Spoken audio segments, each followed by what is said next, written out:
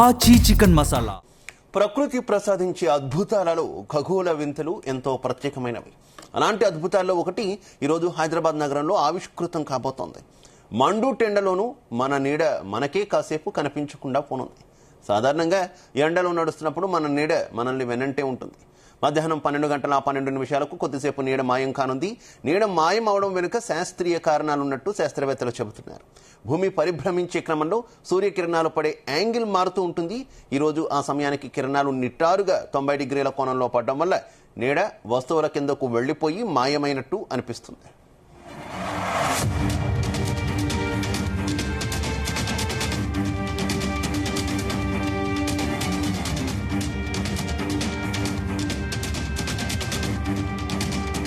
ప్రకృతి ప్రసాదించే అద్భుతాలలో ఖగోళ వింతలు ఎంతో ప్రత్యేకమైనవి.